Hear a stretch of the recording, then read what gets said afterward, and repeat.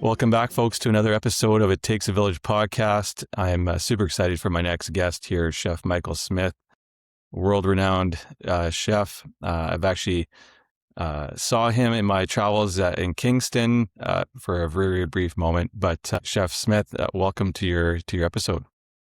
Hey, it's good to be here, Dan, and thanks for inviting me. I like what you're up to. It's fun to be here with you. Yeah, or I would say I am pretty big on kind of the wraparound It Takes a Village theme, and you've done a lot of that work with supporting others and branching off into culinary, where maybe my focus would be education and sport and community builders, etc. But I'm a huge fan of yours, huge fan of your work, and if someone was to look at your Wikipedia page, I think they would see 13 publications or so, a host of tons of shows, a judge on Top Canada, etc. You're, like I mentioned earlier, you're world renowned. You've done a ton of work with food and in the culinary. I just want to get into maybe the origin story behind yourself. Can you give our viewers and listeners just a bit of an idea of who you are, your upbringing, and that kind of thing? Sure. I think I'm like a lot of your listeners. I sort of grew up in the shadows, just sort of not feeling really seen or heard or understood, and found my way through high school. Barely scraped it through, and off to art school I went, and I definitely art is a huge part of who I am. My creative side is an immense part of my identity, but I didn't really flourish in that environment of, okay, deadlines, Friday, 5 o'clock, art, let's go. All at the same time in life when we're all falling prey to this crazy myth we have in North America, this idea that, hey, you're graduating high school, you know exactly what you're going to do with the rest of your life. Let's spend a lot of money and go straight to school. I encourage my own kids not to do that. And in my case, off to art school I went. It didn't work so well. But I did have a new car and I had to pay for it. And and that led to a quick job in my university food service. Hmm. And that's where it started. And I've never looked back. I just started cooking and enjoying it. And, there's 10,000 stories along the way. I got lucky within just a few years there in Rochester, New York. I was born in New York. I grew up in New York State. Within just a few years there, I find myself working in the best restaurant in town, this hotel there, the Strath Allen, and I'm sous chef. And so the next guy to open a new restaurant in town calls, the sous chef at the best restaurant in town. I get the call, boom, I'm chef. I'm 22, Wow. and I'm the big guy, right? I'm going to work. I'm loving it. I can't wait. About 3 months in, I'm in the shower. I'm like, this is going to be awesome today. We're doing this. So I went to work and I quit because I Mm. didn't trust my sort of school of hard knocks at that point. I really had fired myself up. I wanted to be the best. So straight back home I went. It turned out the best cooking school in the world was right across the river from where I grew up, Culinary Institute of America. Off I went, graduated darn near top of my class, stuck around and helped quasi teach as a fellowship, but made real connections. And then off to Europe I went. 17 restaurants in the world at the time with 3 Michelin stars. I went to Le Gavroche in Wow. Mayfair, London, and I got my ass kicked hard. It was brutal. It was, in fact, the exact kitchen where Gordon Ramsay did his apprenticeship 3 years before me. Wow. Craziness. Brutal. I could tell another 10,000 stories. It broke me. It beat me. I couldn't understand.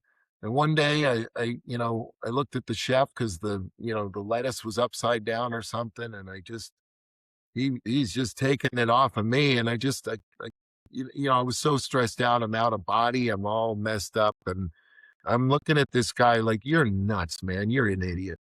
Mm. Come on. Like, look at me. I'm so Yeah. ready for this. I'm so ready to give you everything I got. I'm ready.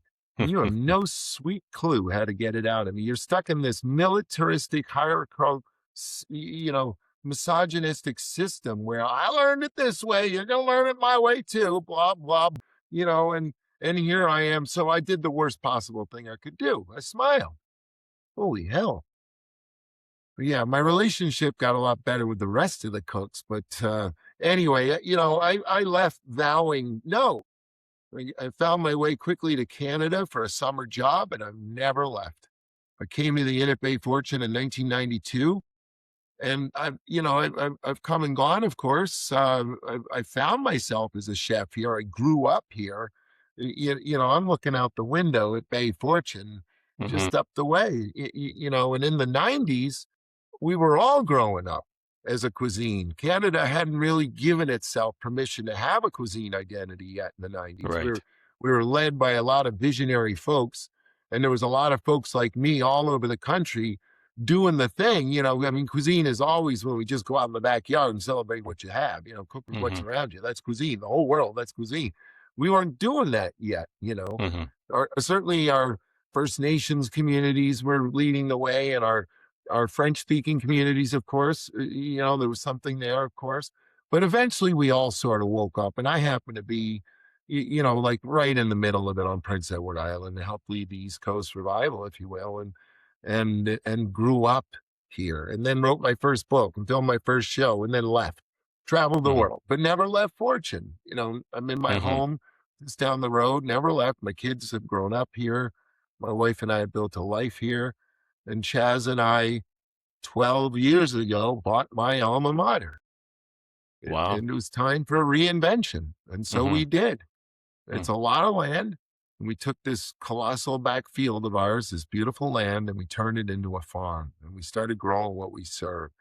And we were smart enough day one to harvest as much knowledge from all of this as food. And Mm. off we went. And here we are, Dan, having the That's time of amazing. my life. I ask all my viewer or all my guests this, what does success look like to you?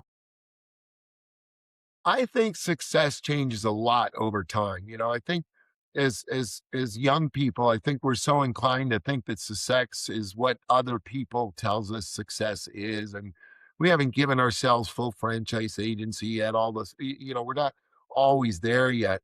So what you may feel at one stage in life can be a lot different. I think success is correlated with contentment and happiness and balance and good people around you and doing something with meaning. You Mm. know, I like to say, hey, babe, we're so lucky we don't have to get up in the morning and make guns. So, and I think ultimately, I do think it's just about personal satisfaction, personal happiness, just knowing you're hitting the mark, doing the thing that speaks to you, you Mhm. know? And in Mhm. many ways, I think growing up is the day we just stop giving a shit what anybody else in this world thinks about us. Totally. Yeah. I know that you've received the Order of Canada. It's one of the highest, honors that you could ever receive. I mean, to me, that would be success. But I love your response in that you want to create meaning for other people. And then the other piece to that, I think you were pretty instrumental in the 2010 Olympics for the athletes. Is that correct? Yeah, golly, I'm so proud of that. Wow. Greatest Yeah. professional challenge of my life. Mm. Through various circumstances, I ended up leading the team of chefs that cooked for all the athletes of the world in the Whistler Athletes Village. And we Mm. rocked. We rocked so hard.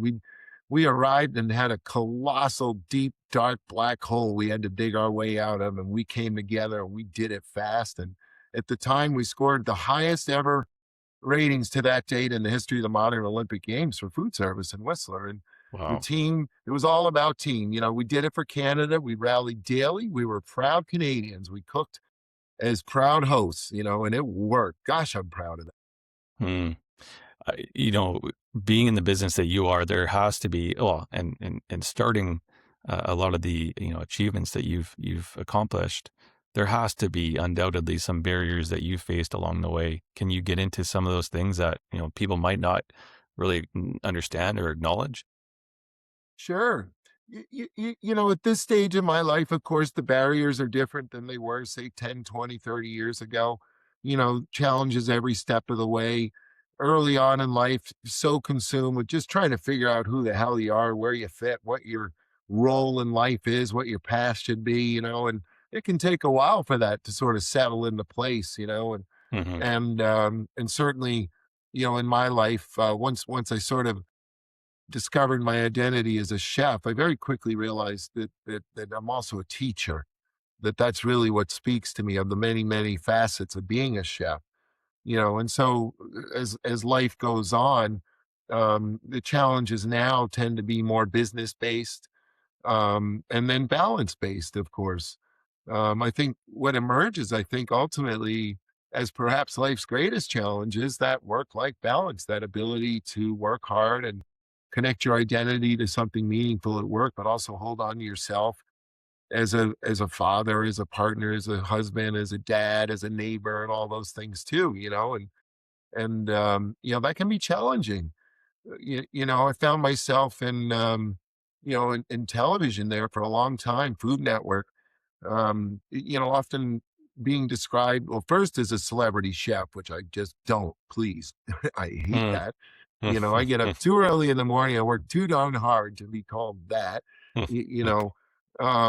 but also, um, forgive me, I'm just losing track here for a second. It's okay.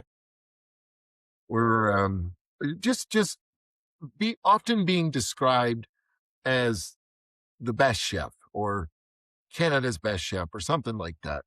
It's not how I live my life. These are not the way I describe myself. And, but it does force you into action. And I think what it did for me was it sort of, pushed me into a lot of advocacy there for a long time, Mhm. trying to make sense of this podium that's been handed to me. Like, my parents raised a good guy. And so Mhm. here I am and the world's listening. So what do I talk about?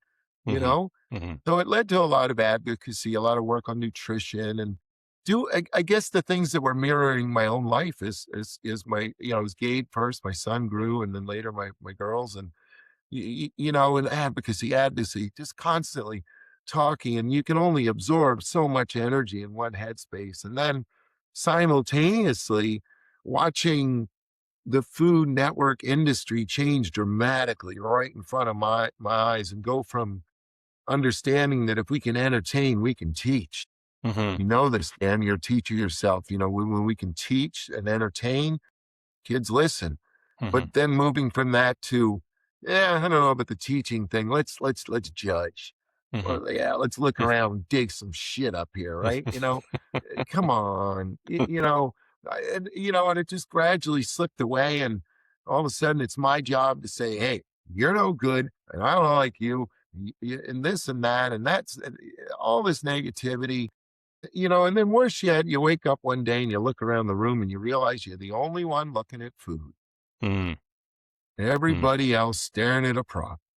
Right. And that's when I Right. got out. Mm. And that's when I said, I think I'm going to stop answering the phone. And it rang for a while, all those competition shows, Yeah. but nah, not really my jam. It just got me to the point in life where all I wanted to do was get up in the morning and do Mm. real. So that's Uh, what led to the end. That's what led to where I am now. and that's a great segue, chef. I was gonna ask you, you're probably pulled in so many different directions, or at least at one point, at least in your life. But what keeps you grounded? Is it where you're at right now with the farm and your wife? Or is there other things that are kinda keeping you grounded? Definitely my focus on the day and building a business with intention, a culture around me with equal intensive focus on the day. Mm. Understanding that life is lived in the day, in the moment, that we live our life the way we live our days. Choose your metaphors. You know what I mean? Yeah. That's kind of the secret sauce. It's a strange balance. We're open 6 months a year. We're open with the farm, of course. We come online mid-May. We'll keep going till mid-November, and take the winter off, and we'll travel a little bit. Kids are back in school. My oldest Mhm. daughter just graduated high school. My youngest Congrats. still has a few years yet to go. You understand, but that whole balance piece is of course what's with us all the time. Mhm. I wanna get into maybe the granular stuff now inside the kitchen. I mean, you often say that recipes are guides and not rules. Where did that philosophy come from? Again, I think, well, here's something I guess I've sort of stumbled onto in life. I mean, this idea that we can cook without a recipe, every single chef does it. All Mhm, right. So I didn't create it. It was not my idea. It was just how I was taught and learned. And, chefs just do this, whatever. Of course we do. Um, but I think what I discovered early on in my life, career, if you will, is that somehow adults need permission to play and it needs to be granted. And when we do, magical things can happen. And this idea that maybe cooking, maybe that's a place in your life where you can create a little, and just saying to people, it's not this rigid thing, but just relax, cook you some food, whatever, mhm, go play a little. If I teach you this in any craft, doesn't it seem easily understood that if you know this thing, now you can do this, this, this, and this. Of course it does. It's not a huge cognitive leap. So really, I think what it is just that idea that along I come and I'm just giving you permission to see that side of what cooking's all about, the joy of the moment, of adding yourself, keeping yourself in the moments, in the process. It's your food, it's your time, it's your family, it's your table. It all just added up mm. somehow. Why I mean, I know from my own experience, um, family dinner time around 5 o'clock, 6 o'clock growing up was instrumental and huge in my development. I would say, as life, you know, we can call it the rat race, whatever you wanna say, it's gotten busier.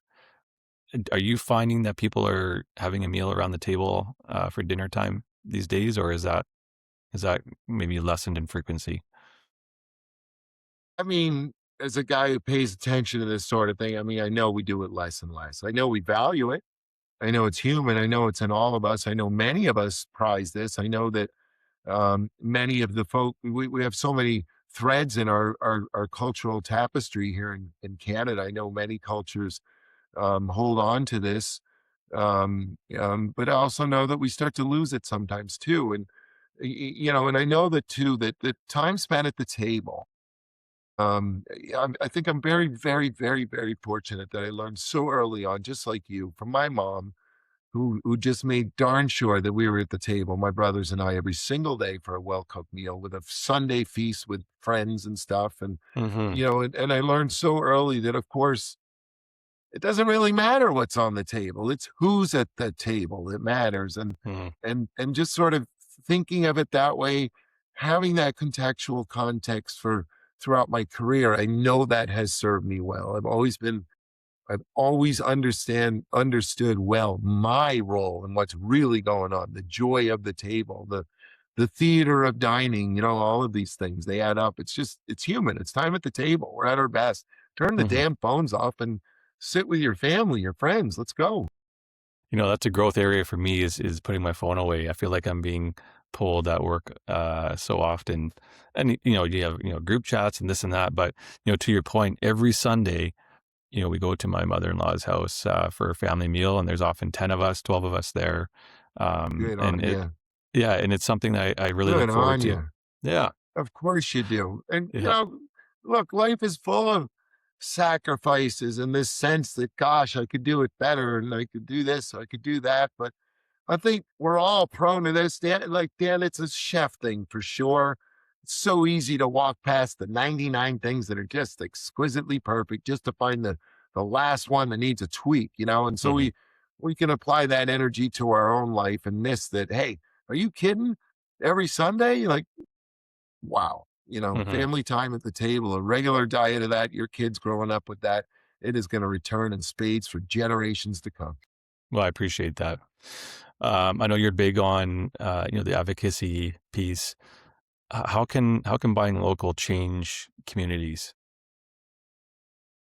It or maybe help keeping our community? economy, I think we're all smart enough to understand that, there's economic considerations to buying local. There's also societal considerations. And the more the more we can support our local economy, I mean, it just goes without saying.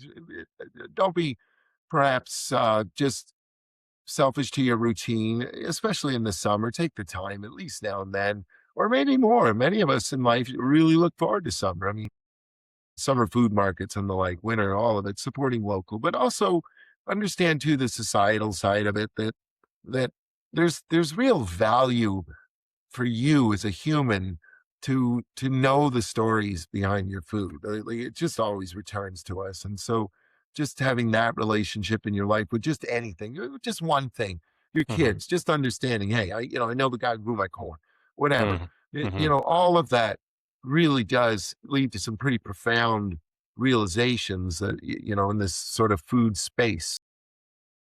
And kind of leading to my next question to you, chef. What can the average family do in terms of making a difference toward affordability and sustainability? Sure.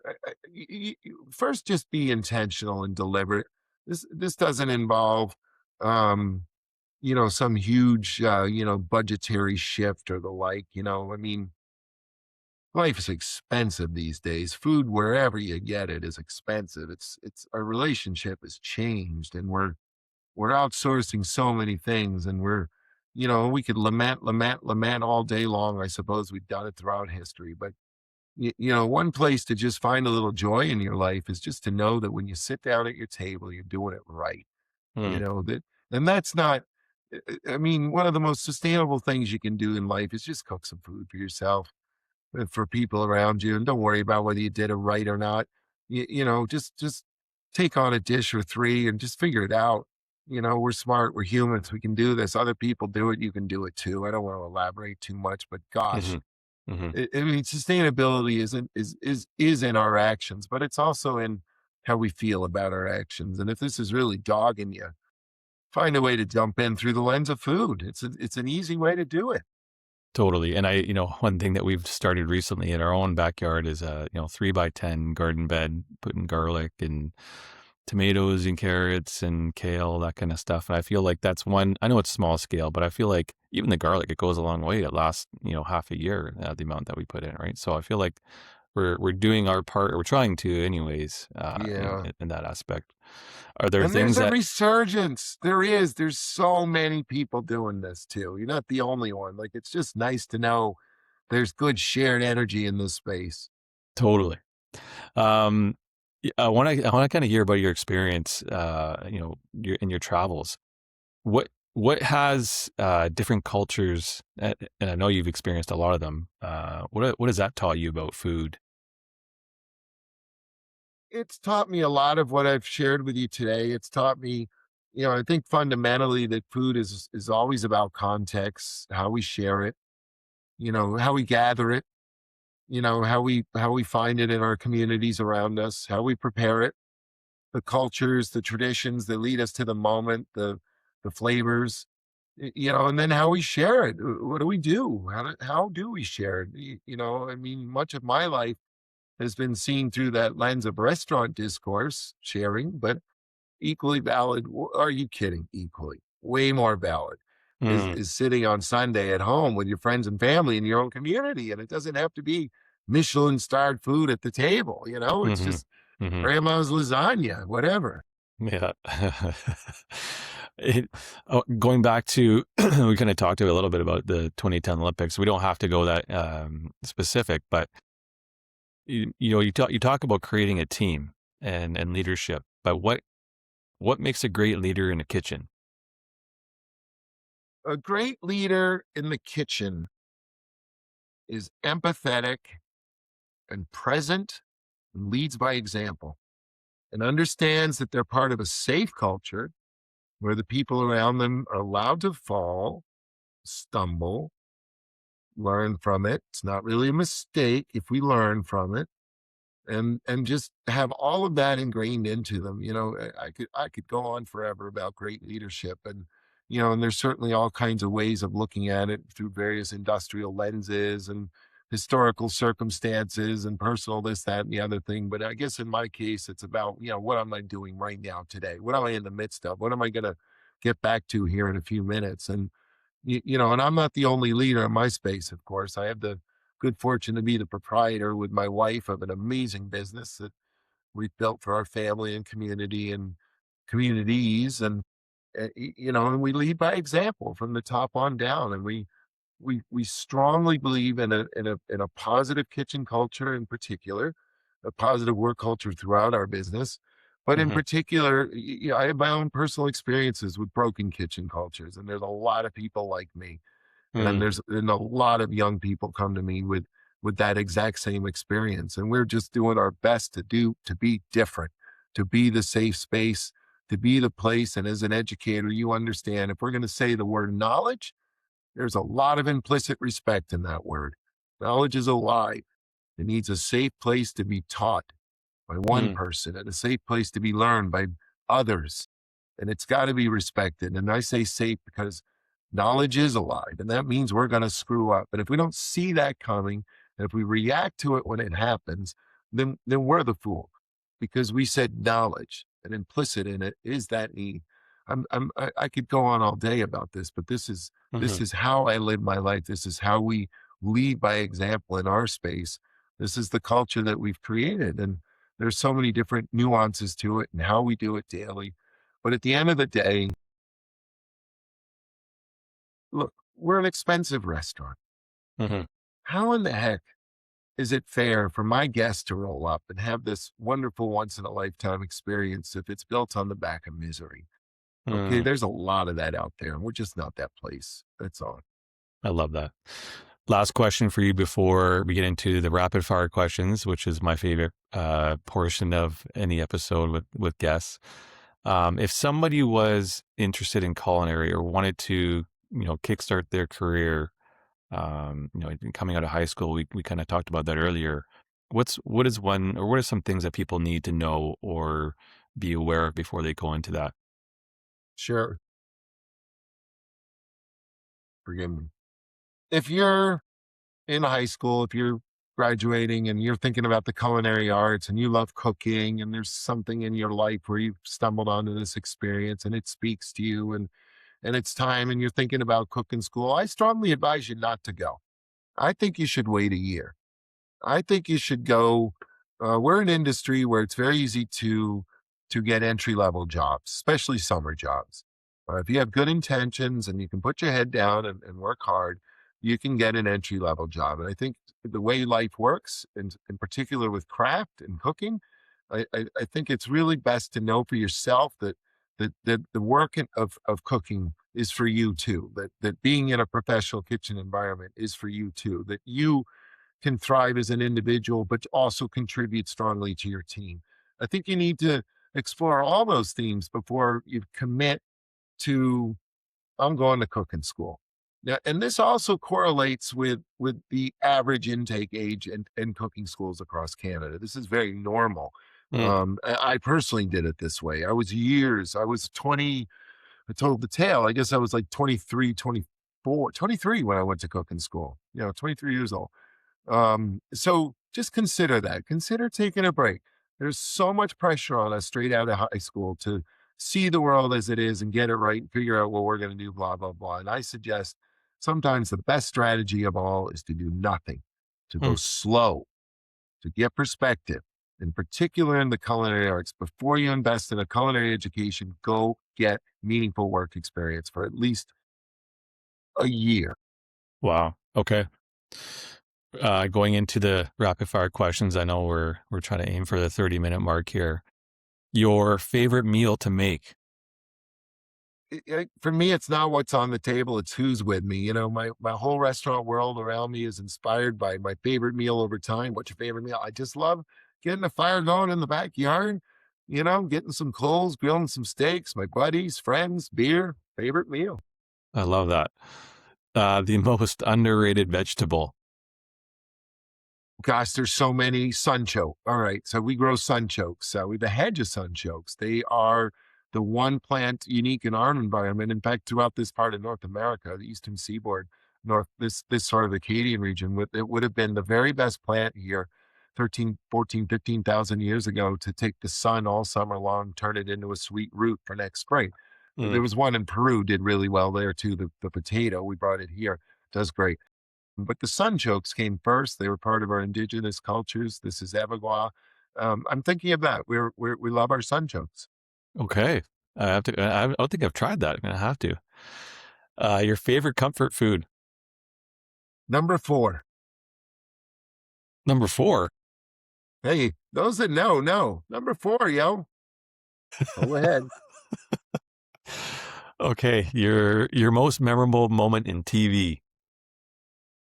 God, there've been so many. I shared so many with you today. I don't know. Yeah. I'm cooking these days again in the kitchen where it all started, and I'll never forget the time. Early in your career, you do silly things. You just haven't figured it out yet with weird time lapse things and slows down. And there you are doing shit you'd never in a million years do at home, like pouring an entire pot full of hot simmering soup into a blender, putting the lid on and hit and go. There was a literal sweet potato chowder shadow behind me, like on the set wall. The camera in front of me was down for days. Never mind. Oh, that's awesome. One ingredient you couldn't live without. Oh, just the fresh ingredients of our farm, all of them. Okay. The farm. And then finally, your one word to describe your life journey. Tranquilo. Tranquilo. We say it every day. It's part of our team rally every morning. Let's just go easy. Come on.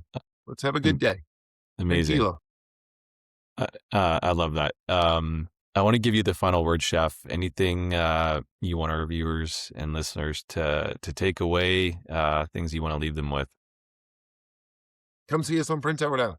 Um, Look, if you're watching and taking the time to absorb this kind of content and this headspace in your life, good on you. And I think we're all, I think perhaps one of life's great challenges is just taking intention and turning it into action. I know I'm a busy guy, I get a lot done in a day, but there's always, it always feels like, hey, maybe I could do a little more. So, I think patting ourselves on the back and allowing ourselves to feel gratitude and taking the time to look around us and just have that sense that, things are going pretty well. I don't Hmm. really have to be dogged by what's not going well. It's a learned skill. It takes a long time. But Hmm. I don't know. Those are the thoughts on my mind right now. And of course, it takes a village. It Hmm. takes a community, Hmm. and I'm just so proud to be a part of a community, to be a Canadian, to to be a neighbor, to do what I can, just as you do, just as everybody watching and listening does. Just do what you can to support your community. When you go to sleep at night, just know, hey, I'm doing something in my community. That's my Hmm. challenge to you. That's my last word. Because remember, it takes a village. I appreciate that. And last question before we sign off, Chef. If people want to follow you, learn more of your work, what are some ways that they can do that? Yeah, thanks for asking, Dan. I'm an author. I'm working on book number 14 right now. It's called Chefferly, How to Cook Like a Pro at Home, mass market. You'll see it next year. Indigo, Amazon. Come see us at the end. We've built something special. It's legendary. It really is truly a special thing. Come see us at the end. Hey, online, Chef on Fire. We did this fun little Bell-Fied thing there for a couple of seasons. If you've got some Bell-Fied, what we're up to, lots of fun. And there's other stuff cooking. You never Hmm. know. Okay. All right. Well, with that, thank you so much, Chef, for your time. I'm super grateful and honored to do this with you. And tranquilo. Tranquilo. Last word to you, Dan. It takes a village.